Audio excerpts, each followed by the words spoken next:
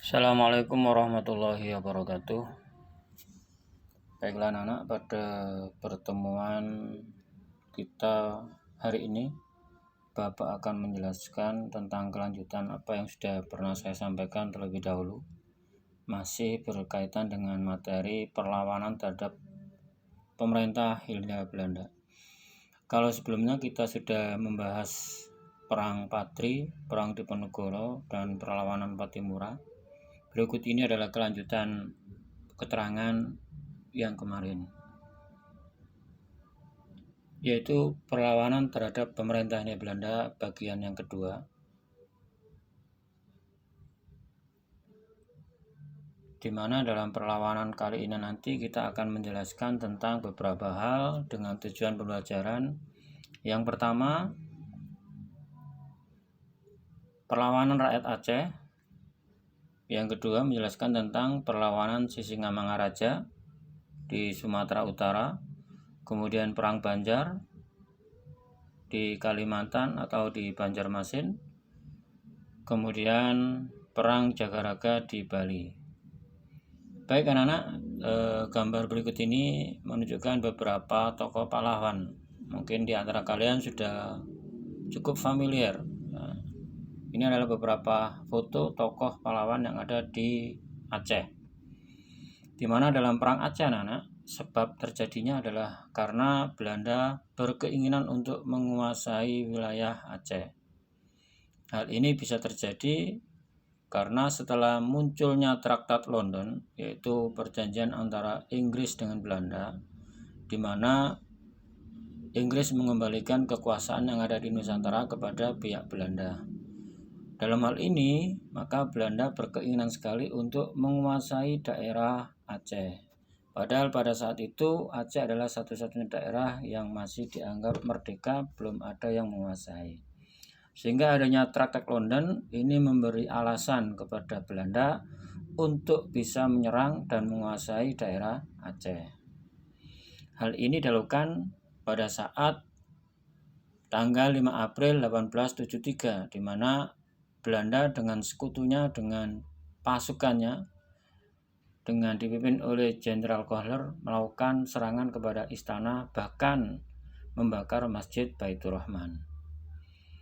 Masyarakat Aceh bersatu untuk menghadapi serangan pasukan Belanda. Semangat jihad dikabarkan di seluruh penjuru Aceh, sehingga semua kelompok yang ada di daerah Aceh bersatu padu untuk menghadapi serangan Belanda tersebut. Sampai-sampai Jenderal Kohler yang terbunuh di depan Masjid Baitur Rahman. Belanda benar-benar kewalahan menghadapi semangat jihad masyarakat Aceh. Meskipun sudah menggunakan strategi konsentrasi stelsel, tetap saja Belanda tidak mampu untuk membendung serangan dari pejuang-pejuang Aceh.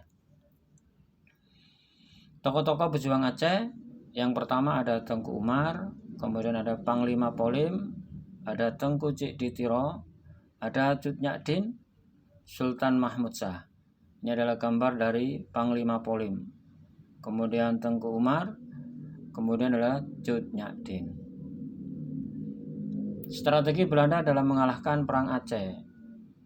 Karena begitu susahnya untuk mengalahkan masyarakat Aceh, maka Belanda mengirimkan utusan, yaitu yang bernama Dr. Senop Orgronje.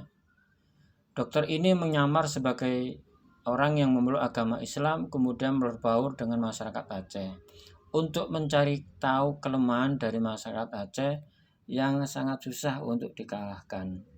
Akhirnya dari penyelidikan Dr. Senop Orgronje yang sudah beberapa tahun hidup berdampingan dengan masyarakat Aceh, maka dia memberikan masukan kepada pemerintah Hindia Belanda bagaimana cara mengalahkan masyarakat Aceh.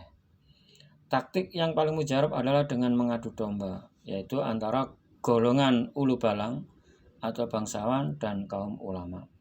Belanda menjanjikan kedudukan kepada Ulu Balang yang bersedia damai. Taktik ini berhasil dan banyak Ulu Balang yang tertarik pada tawaran Belanda. Belanda memberikan tawaran kedudukan kepada Ulu Balang jika mampu menangkap kaum ulama. Ini adalah figur dari Dr. Senop Orgronje. Akhir dari Perang Aceh. Sejak tahun 1898, kedudukan Aceh semakin terdesak karena banyak tokoh-tokohnya yang gugur dan tertangkap. Tengku Umar tertangkap gugur dalam pertempuran di Malabo tahun 1899. Sultan Aceh Muhammad Daud Shah ditawan pada tahun 1903. Panglima Polim dan juga Cut Nyadin ini juga tertangkap tahun 1906, kemudian diasingkan ke Sumedang. Belanda mengumumkan berakhirnya Perang Aceh pada tahun 1904 dengan mengeluarkan yang namanya Plakat Aceh. Namun demikian, perlawanan sporadis rakyat Aceh masih berlangsung sampai dengan tahun 1930-an. Selanjutnya Perang Sisingamangaraja. Perang ini terjadi di daerah Sumatera Utara, tepatnya daerah Tapanuli, Batak, sehingga dikenal juga dengan Perang Batak. Untuk mengalahkan perang ini, Belanda meminta bantuan pasukan yang ada di Aceh, yang akhirnya pasukan Sisingamangaraja 12 dapat dikalahkan setelah Kapten Christopher berhasil mengepung benteng terakhir Sisingamangaraja di Pakpak. Ini adalah profil Sisingamangaraja. Kemudian yang ke-6, Perang Banjar. Perang Banjar adalah perang yang terjadi di daerah Banjarmasin, Kalimantan. Perang ini terjadi karena Belanda campur tangan dalam urusan pergantian raja di Kaliajaan Banjarmasin. Belanda memberi dukungan kepada Pangeran Tamjidillah yang tidak disukai rakyat, sedangkan terjadilah perlawanan antara Prabu Anom dan Pangeran Hidayat. Pada tahun 1859, Pangeran Antasari memimpin perlawanan setelah Prabu Anom ditangkap Belanda. Pasukan Pangeran Antasari dapat didesak, sehingga pada tahun 1862, Pangeran Hidayat menyerah dan berakhirlah perlawanan Banjar di Pulau Kalimantan. Ini adalah tokoh Pangeran Antasari. Kemudian Perang Jagaraga di Bali. Perang ini anak-anak disebabkan adanya hak tawan karang, yaitu hak di mana setiap kapal yang masuk wilayah kerajaan di Bali, kapal itu berhak untuk dikuasai dan diambil alih oleh kerajaan tersebut.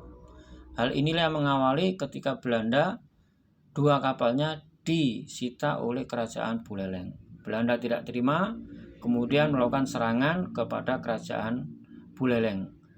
Raja kerajaan Buleleng ini menyingkir ke daerah Karangasem, yaitu di daerah Jagaraga. Disinilah kerajaan Buleleng dan pasukannya mempertahankan, sehingga ada istilah Puputan Jagaraga, yang artinya adalah perang sampai titik darah penghabisan. Setelah Belanda berhasil mengalahkan Buleleng, maka Belanda juga menyebarluaskan atau berniat untuk menguasai 2 kerajaan lain di kerajaan Bali, yaitu kerajaan Gianyar dan Klungkung. Ini adalah profil raja yang perang dalam Jagaraga. Terima kasih, semoga bermanfaat.